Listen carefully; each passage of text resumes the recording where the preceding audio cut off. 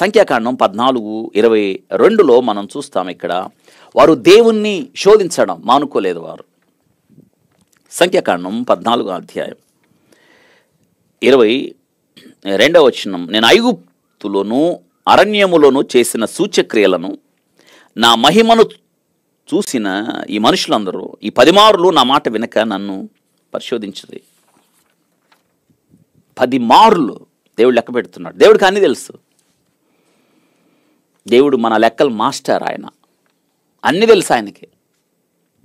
మనం చేసే ప్రతి మాట తెలుసు ఆయనకి.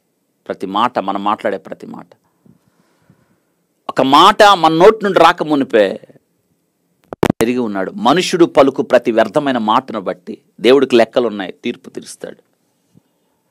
ఆయనకి అన్నీ తెలుసు. గాలికి ఇంత బరువు ఉండాలని దేవుడు నియమించాడు. చూసారా? అన్ని లెక్కలు తెలుసు ఆయనకి. ఆయన నా అడుగులు లెక్కించును కదా అంటాడు యోబు భక్తుడు. మీ తల మీద వెంట్రుకలన్నీ లెక్కించబడ్డాయి అనే మాట, ఆయన నా ప్రవర్తన ఎరుగును కదా అనే మాట మనం చూస్తాం ఇక్కడ.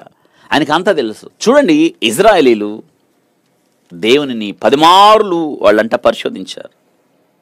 నేను ఐగుప్తులోని అరణ్యములను చేసిన సూచక్రియలు నా మహిమను చూచిన ఈ మనుషులందరూ, నా మహిమను చూచిన ఈ మనుషులందరూ అన్నీ చూశారు. వాళ్ళు పగలు మేఘస్తంభాన్ని చూస్తూ ఉన్నారు, రాత్రి అగ్నిస్తంభాన్ని చూస్తూ ఉన్నారు, ఉదయకాలం మన్నాను గురవడం చూస్తూ ఉన్నారు, కూర్చుకుంటున్నారు కదా. మాంసం కావాలంటే మాంసాన్ని దేవుడు ఇవ్వలేదా? ఇచ్చాడు. ఐగుప్తులో జరిగిన 10 అద్భుతాలు చూశారు, చూడలేదా? ఐగుప్తులందరూ చీకటిని చూడలేదా? ఇజ్రాయేలీలలో వెలుగు, ఐగుప్తులలో తాంగలార్పు కళ్ళతో చూశారు. ఎర్ర సముద్రం చీల్చడం కళ్ళతో చూడలేదా? ఎర్ర సముద్రం గుండా నడుచుకొని రాలేదా వీళ్ళు? ఆరిన నేల మీద నడవడం మర్చిపోయారు వాళ్ళు. నేను ఐగుప్తులోను అరణ్యంలోను చేసిన సూచక్రియలను నా మహిమను చూచిన ఈ మనుషులందరూ ఈ 10 మారులు నా మాట వినక నన్ను పరిశోధించదు. దేవునికి ఎంత బాధ ఉంటుంది ఆలోచించండి. దేవుని వాక్యం విని తప్పిపోవడం, ప్రతిసారి తప్పిపోవడం అనేది అలవాటుగా మారడం, మాట వినకపోవడం అనేది అలవాటుగా మారడం. అలా ఉన్నారా మీరేమైనా? వినడానికి వింటున్నాం, కానీ మార్పు చెందకుండానే ఉండిపోతున్నాం. వినువారు మట్టికే కాదు, దాని ప్రకారము చేయువారై ఉండాలని వాక్యం సెలవిస్తుంది. ఇంకా వింటూ వింటూ వింటూ వినడంలోనే కాలం గడుపుతున్నావా? ఇజ్రాయేలీలు చూడండి, వారు దేవునికి ఎందుకు ఇష్టలుగా లేరంటే దేవుణ్ణి శోధించారు. వాళ్ళు 10 మారులు ఎంత నమ్మకంగా ఉండాలి, దేవునికి ఎంత లోబడి ఉండాలి, ఆయన మహిమను చూస్తూ కూడా ఎంత విధేయతను కనపరచాలి కదా.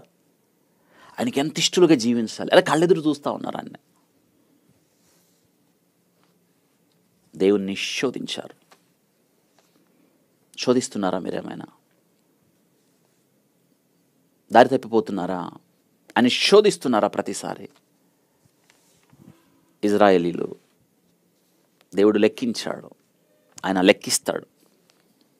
వారు చేసిన రెండో భయానకమైన తప్పితం ఏమిటంటే, పాపం ఏమిటంటే, అన్యజనులతో సాంగత్యం చేశారు వాళ్ళు. దేవుడు మోషేకి ఇచ్చిన ధర్మశాస్త్రం ద్వారా చాలా స్పష్టంగా చెప్పాడు వారు ఎలా ఉండాలి.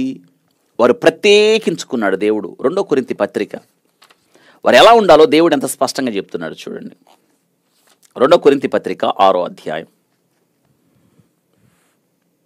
14 నుంచి మనం చదవగలిగితే, 2 కొరింథీ పత్రిక 6వ అధ్యాయం 14, 15, 16, 18 దాకా చదవచ్చు. మీరు అవిశ్వాసులతో జోడిగా ఉండకూడే, నీతికి దుర్నీతికి ఏమి సాంగత్యం, వెలుగునకు చీకటితో ఏం పొత్తు, క్రీస్తుకు బెలియాలతో ఏమి సంబంధం, అవిశ్వాసతో విశ్వాసికి పాలెక్కడ, దేవుని ఆలయమునకు విగ్రహములతో ఏం పొందిక. మనం జీవము కలిగిన దేవుని ఆలయమై ఉన్నాము. అందుకు దేవుడు ఇలాగూ సెలవిచ్చుచున్నాడు, నేను వారిలో నివసించి సంచరింతును, నేను వారి దేవుణ్ణయుందును, వారు నా ప్రజలయుందురు. కావున మీరు వారి మధ్య నుండి బయలువెడలి ప్రత్యేకంగా ఉండండి. వారి మధ్య నుండి బయలుదేరి ప్రత్యేకంగా ఉండండి. అపవిత్రమైన దాన్ని ముట్టకడని ప్రభు చెప్పుచున్నాడు. ప్రత్యేకంగా ఉండాలి వీరు. కానీ ఇజ్రాయేలీలు ప్రత్యేకంగా లేరు. వారు వెళ్ళిన ప్రతి తావులో ప్రత్యేకంగా జీవించవలసిన వారు అన్యులతో పొత్తు పెట్టుకున్నారు, వారితో సంబంధాలు కొనసాగించారు. సంఖ్యాకాండంలో మనం చూస్తాం 25వ అధ్యాయంలో మొదటి 3 వచనాల్లో షిత్తీములో దిగి ఉండగా ఇజ్రాయేలీలు మోయాబు రాండతో వ్యభిచారం చేయసాగరే. ఆ స్త్రీలు తమ దేవతల బలులు ప్రజలను పిలువగా వీరు భోజనం చేసి వారి దేవతలకు నమస్కరించారు.